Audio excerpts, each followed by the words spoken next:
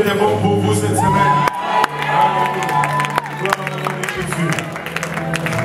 Je sais qu'il a été bon pour nous cette semaine. C'était le mardi soir. J'étais en train de travailler dans le bureau vers 11h30, quelque part là. Le frère Serge m'appelle. J'étais dans une étude biblique chez la sœur Agnès. Et il y avait Morgane qui était là. Et il avait reçu le baptême du Saint-Esprit là-bas. Et elle voulait se faire baptiser. Et savez-vous quoi? Nous lui avons dit non, il s'est fait tard. Le bus va fermer, le métro ferme. Et nous avons fait comme les geôliers. À l'heure même de la nuit. À l'heure même de la nuit. Ils sont venus et elle a été ensevelie au nom de Jésus-Christ pour le pardon de ses péchés. Et durant l'étude biblique, elle disait, Seigneur, je ne sais pas si tu veux que je me fasse baptiser, donne-moi d'abord le Saint-Esprit parce que ça va être ma confirmation. Elle me disait ça en priant, elle me dit, j'ai dit ça au Seigneur, puis on a commencé à prier, même pas 5 minutes, il m'a donné mon bonbon.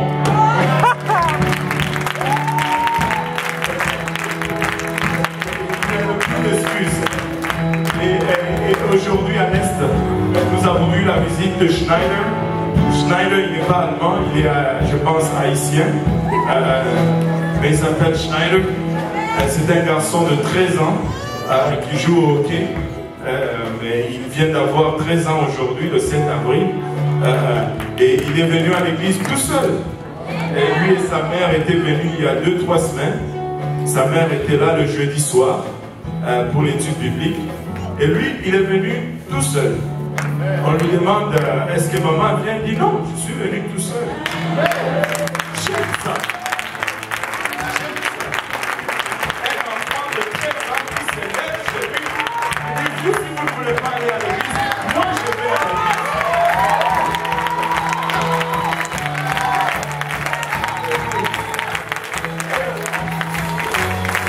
Il est venu à l'église. Et à la fin du service, on n'a même pas prêché sur le Saint-Esprit, mais à la fin du service, les jeunes ont travaillé avec lui et il a reçu le baptême du Saint-Esprit.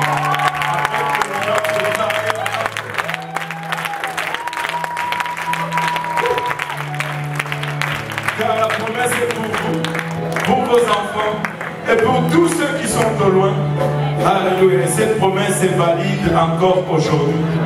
Alléluia. Sans plus tarder, nous allons faire venir Sébastien. Nous lui avons déjà pris beaucoup de temps. Sébastien était un jeune, en quelle année maintenant? Deuxième année à l'école biblique au Nouveau-Brunswick, NCC. Et il va nous apporter la parole de Dieu et il va prêcher en français. Nous allons l'accueillir avec joie.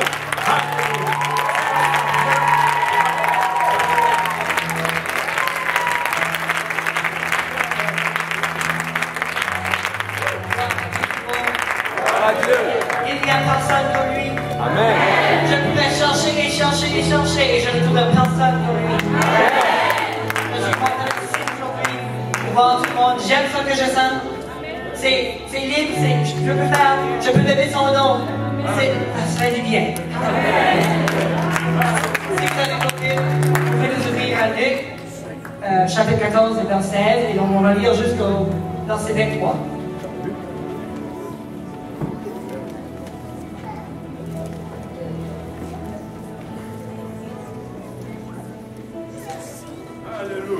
Et quand vous l'avez, vous dites Amen. Amen. 14 et 16.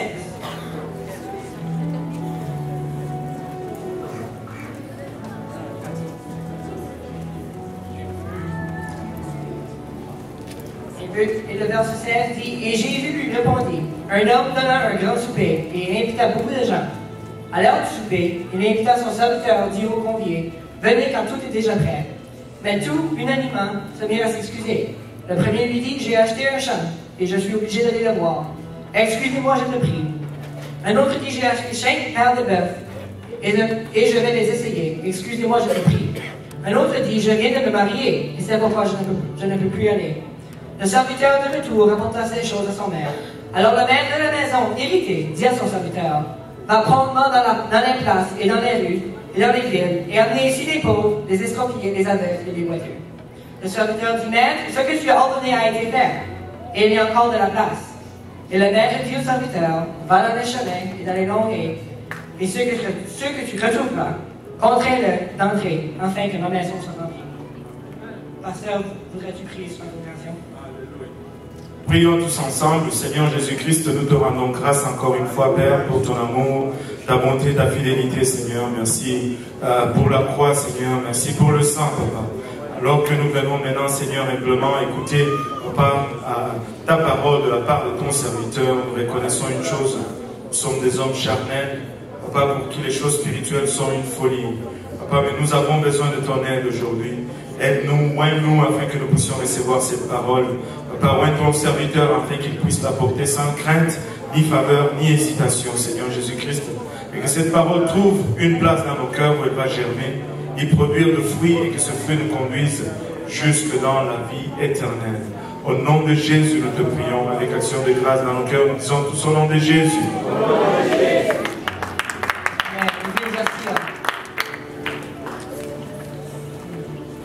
Je dois vous avouer, je suis très excité d'être ici aujourd'hui.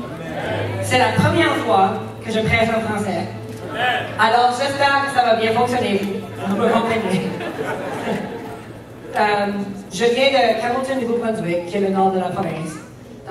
Et je vais à l'école NCC à Fredericton. Je suis dans ma deuxième année. Et un jour, je vais trouver une place, je vais commencer à une église. Je ne sais pas si ça va être français ou pas. Mais on va voir. Si vous lisez dans la Bible, on entend d'un prophète qui se nommait Élisée. Puis, quand on lit cette histoire, on trouve qu'il y avait une femme qui était riche. Et Élisée allait la visiter, puis à tous les fois qu'Élisée allait la voir, elle préparait une place pour lui. Vous savez, Élisée était un prophète de Dieu. Il était l'homme de Dieu dans la nation d'Israël. Alors, cette femme a reconnu qu'il était spécial. Elle a dit tous les fois qu'il venait la visiter qu'il y avait une place à rester. Alors, il y avait sa propre chambre. Un jour, quand Élisée allait la voir, il demande à son serviteur, il lui demande qu'est-ce que cette femme a de manque? Qu'est-ce que cette femme a de besoin? Mais quand on lit dans la Bible, on voit qu'elle avait de l'argent, elle n'était pas pauvre, à cause qu'elle avait construit pour Élisée sa maison. Donc, il y avait une chose qu'elle n'avait pas, et c'était un enfant. Donc, le prophète l'appela, il dit, la prochaine fois que je viens l'année prochaine, vous allez avoir un enfant. Et quand on lit dans la Bible, on dit qu'elle n'était pas certaine de ce qu'Élisée disait. Elle ne croyait pas exactement ce qu'il disait. Mais quand on continue à lire, l'enfant est né, et l'enfant va dans les boîtes avec son père. Si on descend encore les prochains versets, on voit que l'enfant, un jour, s'était mal à la tête. Et donc, le père a pris l'enfant tout de suite et l'a amené à sa mère. Tout le monde me suit? Ok, j'espère sûr. Je suis certain. Bon, l'enfant qui est endommagé, qui avait. La Bible ne dit pas exactement sa condition, mais il avait mal à la tête. Le père l'amena à la mère, parce qu'il savait que s'il peut l'amener à la mère, que tout allait être correct. Donc la maman prit son enfant et elle vit qu'il meurt. Imaginez ça, les parents ici qui ont des enfants, comment les émotions qui doivent passer à travers vos têtes si vos enfants meurent.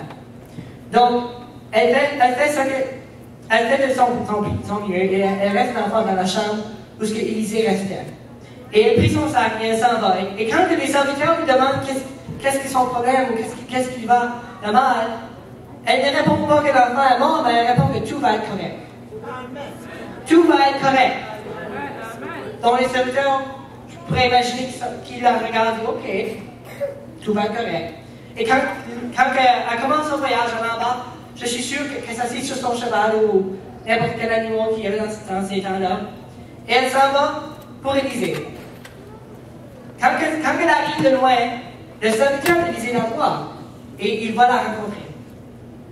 Quand il lui demande qu'est-ce qu'il y a, elle ne lui dit pas que son enfant est mort, mais que tout va être correct. Donc elle continue son voyage jusqu'à l'arrivée à Élisée. Et quand elle arrive, la Bible dit qu'elle se met à ses pieds. attachée à ses pieds. Et tout n'était pas correct avec elle, mais elle savait tout qu'elle était correcte. Élisée voit comment ses émotions étaient, comment elle peine qu'elle avait. Donc, il va avec elle et retourne à la maison pour voir l'enfant.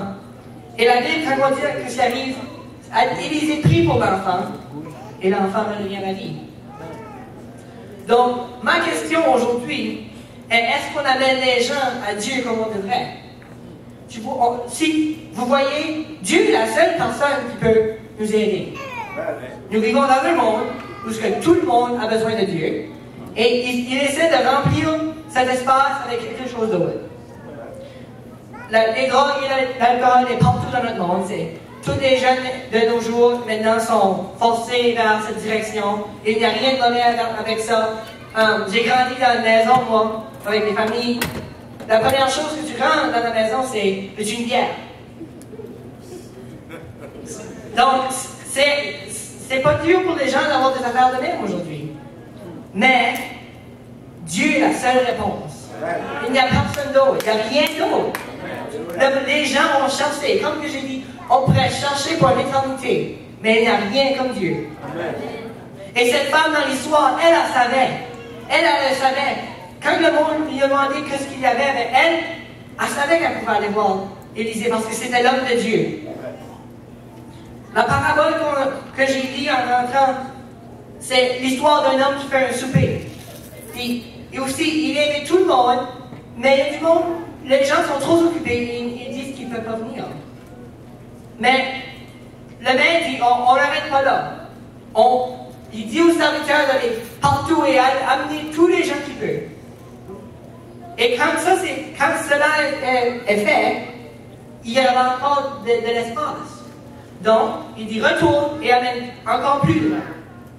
Et c'est ça qu'on doit faire aujourd'hui. L'Église est une place qu'il faut dire à tout le monde. Il faut amener tous les gens qu'on peut. Et quand il y a encore de la place, on va en amener d'autres. Les gens souffrent dans ce monde. Même s'ils ne veulent pas l'avouer, les gens souffrent. On marche partout dans les villes et on voit juste des faces à la gauche, à la droite, mais on ne voit pas vraiment leur vie. On peut voyager. J'adore voyager dans les quartiers riches et voir les grosses maisons et les belles autos. Et moi, je me dis, ah Seigneur, une journée, tu peux me bénir avec ça, je serai correct. Je ne suis pas sûr s'il va le faire, mais au nom de Jésus. Mais ces grandes maisons et ces belles autos, ils cachent seulement ce qu'il y a dedans. Ça a l'air beau et ça a l'air bien et ils ont peut-être l'air heureux. Mais en dedans, on ne sait pas ce qui se passe. Mais Dieu voit tout le monde. Il est le créateur de ce monde, donc il peut tout voir. Dans ce monde aujourd'hui, Jésus est des fois juste un nom qu'on entend ici et là. Mais le nom de Jésus est quelque chose de spécial. Ça, c'est la liberté. Et nous vivons dans un monde où le monde sont constraints, les chaînes, les attaches. Et même s'ils ne veulent pas l'avouer qu'ils ont besoin de Jésus, ils l'ont besoin. Amen. Et Jésus, quand il marchait sur la terre, il est avec ses apôtres, le monde qui était malade et qui ne peut pas marcher, il n'a pas juste passé à côté, il n'a pas juste resté là. Il a mis sa main et les a guéris, parce que Jésus voulait les voir guéris. Amen. Et ce même Jésus de ce temps-là est le même Jésus d'aujourd'hui. Hébreux 13 et 8 dit Jésus-Christ est la même hier, aujourd'hui et éternellement. Donc nous n'avons pas de raison d'avoir peur que Jésus n'est pas aussi fort aujourd'hui qu'il était dans son temps. Comment les gens seront si on ne leur dit pas? Nous avons l'opportunité de dire à tout le monde ce qui nous est arrivé. Nous avons Jésus, nous avons son pouvoir, nous avons son esprit en dedans de nous. Mais comment les gens seront-ils si on ne leur dit pas? Dieu nous a fait confiance avec cette vérité. Imagine ça, le Dieu de l'éternité, le Créateur, nous fait confiance avec cette vérité. Il nous dit d'aller dire à tout le monde. Ce n'est pas juste pour un certain groupe du monde, mais c'est pour tout le monde. Et c'est à nous autres de trouver des opportunités et marcher à travers les portes. Cette place, cette église est très importante. Cette ville ne réalise peut-être pas, mais cette église est importante dans cette ville. Vous voyez, dans l'Ancien Testament, il y avait un temple dans Jérusalem. Et le temple était la place la plus importante. Tout était fait, la construction du temple était faite d'une façon spécifique et tout devait être à l'ordre. Dieu avait donné l'ordre de chaque endroit du temple d'être construit comme Dieu voulait. Donc le temple était important à Dieu et à Jérusalem. Mais ce qui faisait le temple différent, c'était que la gloire de Dieu était là. Il y avait un gros rideau, et l'autre bord du rideau séparait Dieu et l'homme. L'Esprit de Dieu était là. C'est là que Dieu venait et rencontrait l'homme. Mais aujourd'hui, nous savons qu'après la croix, que ce rideau-là s'est divisé en deux, et l'Esprit est maintenant libre à nous. Et maintenant, sa vie en nous.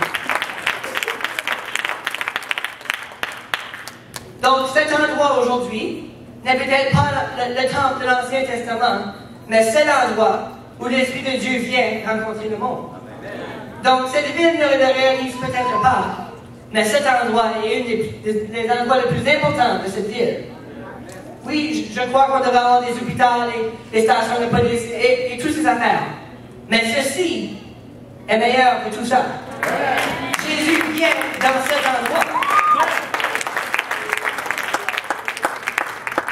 Une chose que moi j'aime voir des gens nouveaux à l'église. Je ne vous connais pas tous, donc je ne sais pas qui serait nouveau ou pas. Mais quand je retourne chez moi et je vois des faces que je n'ai jamais vues, ça m'excite. Quand je vois tout le monde baptisé et remplir de Saint-Esprit, c'est excitant.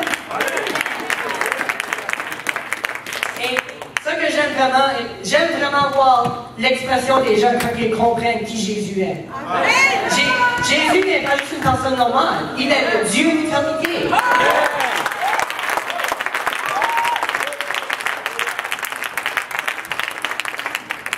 Nous vivons dans un monde où il y a différentes doctrines et différentes croyances en Jésus. Et un jour, j'avais des gens qui essaient d'expliquer ceci. Il me dit que Jésus et Dieu étaient deux différentes personnes. C'est cela qu'ils essaient de me dire. Je les ai regardés, j'ai dit, oh, ok, continue. Ils ont dit, sais-tu pas, c'est excitant que le Père, qui était Dieu, nous aimait tellement que le Fils, qui était Jésus, est mort. Il m'a regardé et il m'a dit, le Père t'aimait tellement que Jésus est mort. Je dois vous dire que je l'ai regardé et je lui ai dit que je ne comprenais pas tout exactement. Je l'ai regardé et je lui ai dit, si le Père m'aimait vraiment, pourquoi le Père n'est pas mort pour moi?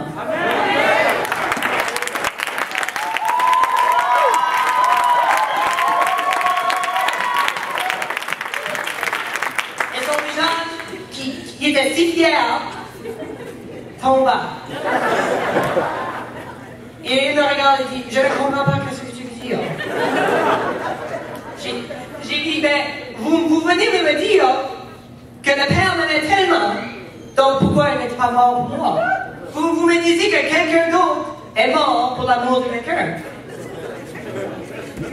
Il me regarde et dit, oui, mais...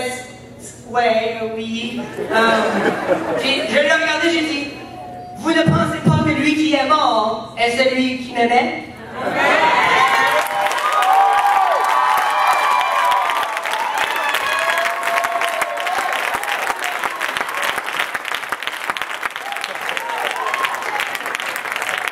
J'adore dire au monde qui Jésus est. C'est lui qui m'aime. C'est lui qui est le Père. Il en a juste un. Il n'en a pas deux, il n'en a pas trois.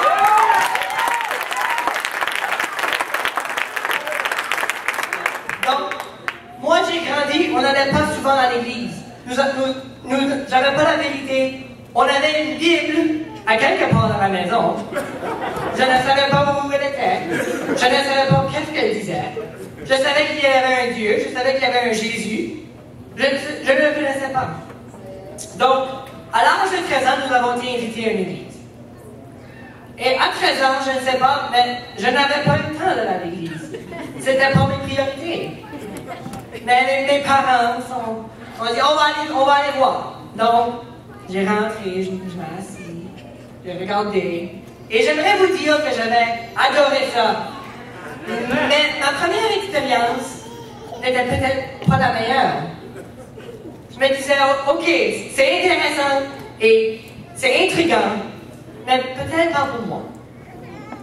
Mais mes parents, qui sont très intrigués, ont continué à aller chaque semaine.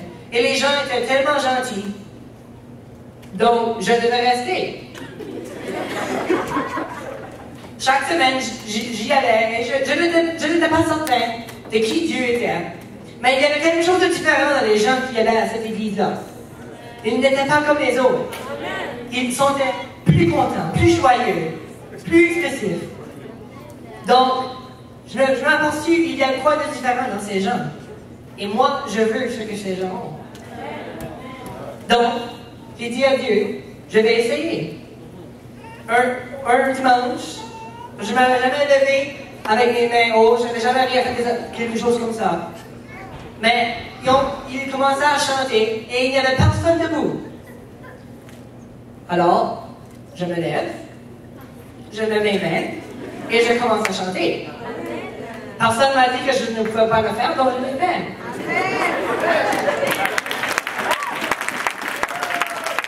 Et c'est ce jour que Dieu m'a rempli avec son Saint-Esprit.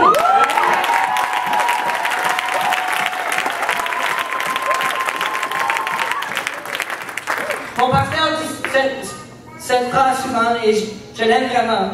Personne ne m'a dit que je ne vais pas dire à personne qui Jésus est, alors je vais dire à tout le monde. Personne ne m'a dit que c'était juste pour moi. Donc, je vous dis ce qui m'est arrivé. Je crois bien qu'il aurait dû me dire que je n'étais pas supposé de dire à tout le monde. Parce que je dis à tout le monde maintenant. J'ai grandi, j'allais dans ma ville est d'environ peut-être 7000 personnes. Donc pour vous c'est petit, pour moi c'était correct. Mais la ville est divisée en deux, vraiment en deux.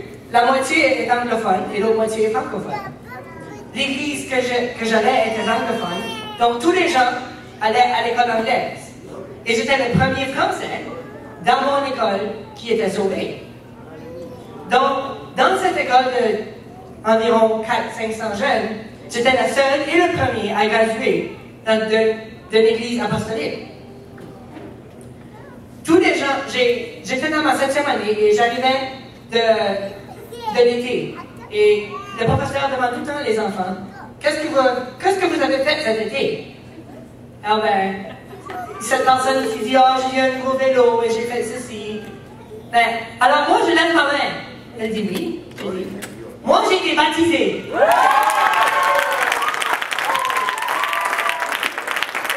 Et le professeur me regarde et elle dit, as-tu le droit de dire ça?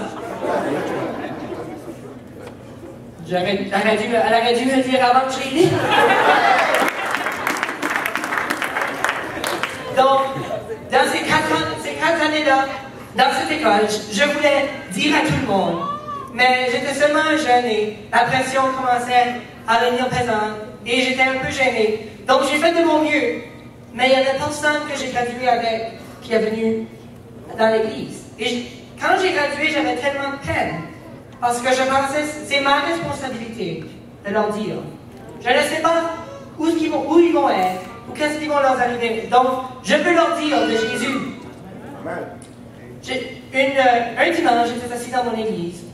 Et il y avait une femme qui venait me voir. Et elle est tellement gentille. Elle est une des raisons que je suis où je suis aujourd'hui.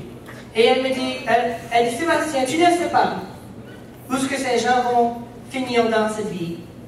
Oui, où ils vont, peut-être ils vont être sauvés. Mais ils vont se rappeler de toi. Je me dis, d'accord. Je ne sais pas où ils vont se rappeler. Mais j'espère que c'est bon. Donc, je vais à l'école biblique. Je suis dans ma 2e année. Et j'étais assis dans l'église. et il y avait une femme qui prêchait. Et elle dit, on devrait laisser sortir Jésus de nous autres. On garde Jésus en dedans. Et des fois, on dit, il est juste pour moi. Mais ce n'est pas ce que Jésus veut. Quand tu es rempli de Jésus, il veut que tu le laisses sortir. Et je me dis, moi, je veux le laisser sortir. Donc, j'ai pris mon téléphone. Il y avait une fille dans la ville de Burlington que j'avais été à l'école avec. Et je l'ai appelée, j'ai dit, oh, on devrait aller sortir manger quelque part. Elle dit, oui, ça serait intéressant. Donc, on sort et on parle. Et je me dis, je ne la vois plus. Je ne la vois pas tous les jours. Donc, si je lui offre une étude de Bible, si elle dit oui, si elle dit non, je ne la vois pas. Donc, j'ai rien à perdre. Je la regarde, je lui dis, Mélissa, serais-tu intéressée dans une étude de Bible? OK. Elle dit oui. Donc, je ne pense pas qu'est-ce que ça voulait dire, mais elle n'avait rien à perdre non plus. Donc, chaque semaine, on va dans son appartement, moi et deux de mes amis, on s'assied et pour 1 heure, on l'enseigne. Et après ça, on joue des jeux. Et elle adore ça. Et on lui parlait et elle disait, elle nous demandait toutes sortes de questions. Je n'étais pas sûre où ce que ces questions sortaient. Et je faisais de mon mieux de les répondre. Mais s'il y a une chose qu'elle a compris, elle a dit, il y a quelque chose de différent. Et je ne suis pas sûre si je veux ce que vous avez. Mais je vais l'essayer une fois. Donc, elle n'est pas encore venue, mais un jour, elle dit, elle va venir à l'église. Et j'ai dit à Dieu, Dieu, si c'est la seule chance que tu as, à cause qu'elle a dit qu'elle viendrait juste une fois, moi, la seule chose que je peux faire, c'est de l'introduire à ses pas et le laisser à Dieu. On est tous appelés à faire quelque chose. Nous avons chacun des talents, nous avons chacun des habiletés, et nous sommes un corps, nous travaillons ensemble. Mais chacun d'entre nous avons la même responsabilité de dire à tout le monde. Ce n'est pas juste certains de nous qui ont l'habilité de dire à quelqu'un qui Jésus est. Jésus n'est pas juste pour nous. Nous l'adorons et nous l'aimons aujourd'hui, mais il n'est pas juste pour nous. Il est pour tous. Et je ne sais pas, je ne connais personne ici, mais si vous n'avez pas Jésus, vous manquez quelque chose de très important. Il est la joie en moi, il est la joie dans ces gens. Il est tout ce que j'ai besoin.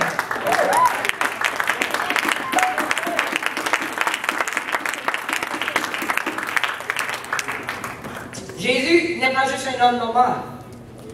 Nous chantons la mort ne peut pas le tenir, nous chantons toutes les chansons. Et Pâques vient seulement de passer. Et j'ai regardé sur l'internet un jour, il y avait une photo, et ça disait la tombe de Mohamed. La tombe est encore là. Et après ça, la prochaine photo, la tombe de Bouddha. Et la tombe est encore là.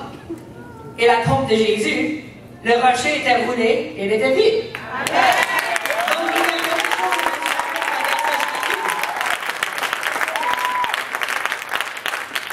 Donc, si vous êtes ici aujourd'hui et il vous manque Jésus, ne sortez pas sans lui, parce qu'il est ici. La seule chose que vous devez faire, dans pas longtemps, nous allons tous venir en avant, nous allons prier. Et si vous n'avez pas Jésus, vous voulez le rencontrer, venez en avant et on va prier avec les autres et vous allez le rencontrer.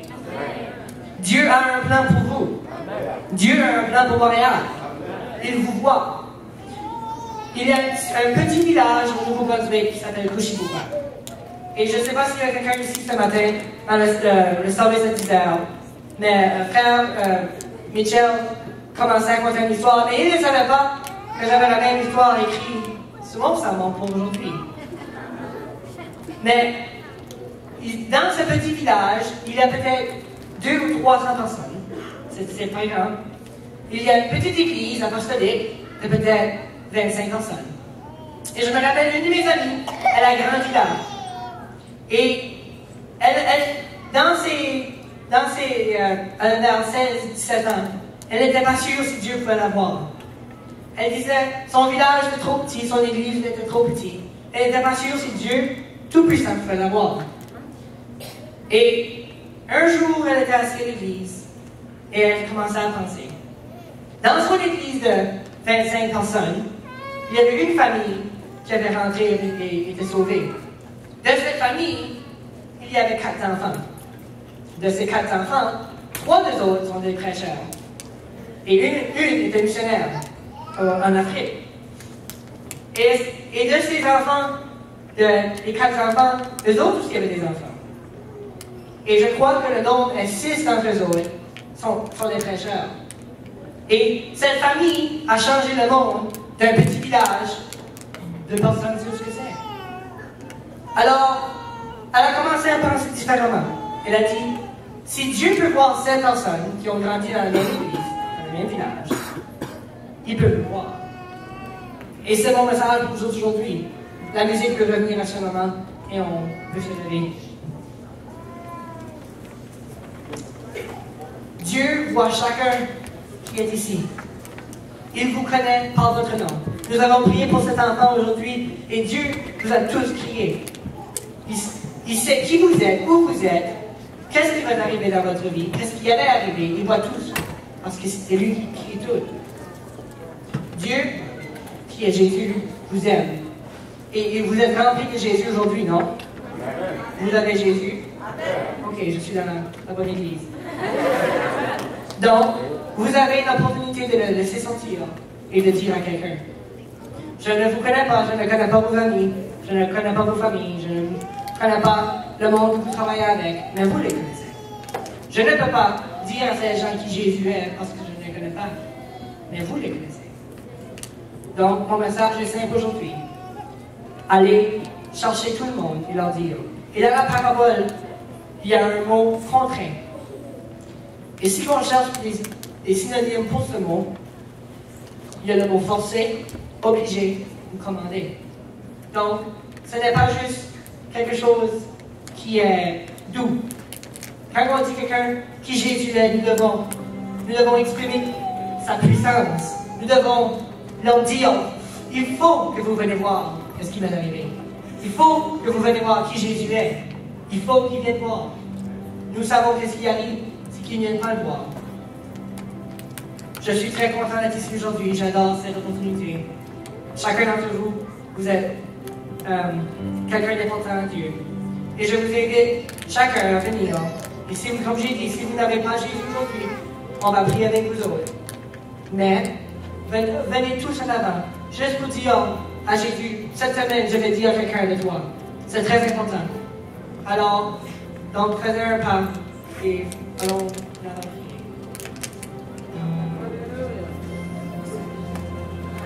Alléluia, Seigneur. Si nous pouvons venir à l'avant avec assurance, prenez la main de votre voisin, ne laissez personne dans le banc. On va se rencontrer à l'avant et on va parler pour un moment à Jésus. Et si vous êtes là et que vous ne l'avez pas encore, lui, il est ici pour vous rencontrer. Et peu importe le fardeau, la situation que vous avez, amené cette situation à Jésus. Il est la réponse à ton problème. Il est la solution à ton dilemme. Il est la provision à ton besoin. Jésus est en ces lieux maintenant. C'est le temps de venir le rencontrer. Les dames à ma droite, les hommes à ma gauche. Il y a encore beaucoup de place ici si nous pouvons avancer. Alléluia, sans crainte. Et le Seigneur va nous rencontrer en ces lieux aujourd'hui.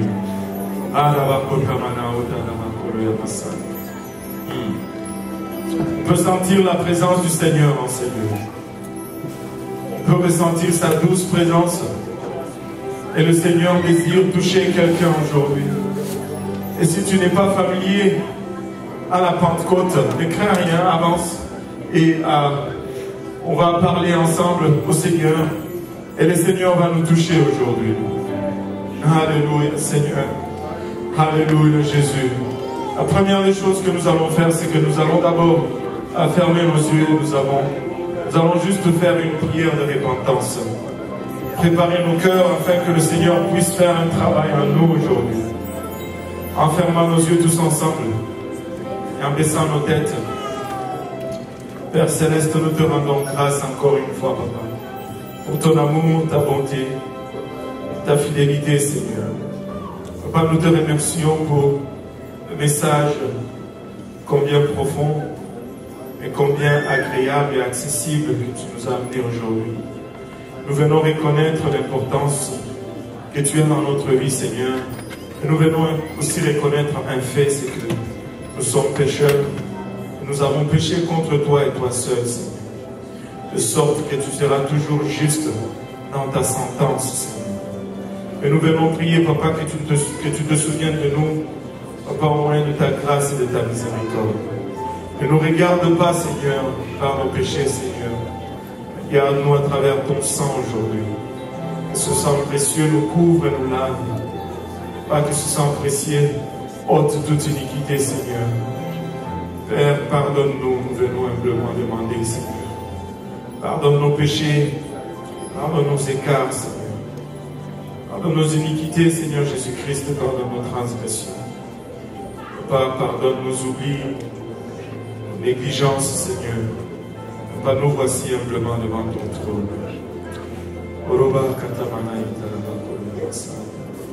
Au nom de Jésus, nous te prions, Seigneur. Au nom de Jésus, alléluia. Au nom de Jésus, nous te prions. Alléluia, Seigneur. Au nom de Jésus, alléluia. Quand nous lui demandons pardon, le Seigneur est juste et fidèle. Alléluia. Pour nous pardonner. Alléluia. En gardant les yeux fermés encore une fois. En gardant les yeux fermés, je suis le seul qui regarde pour le moment. Vous n'avez pas à être gêné. Si vous êtes là et que vous n'avez pas encore reçu le baptême,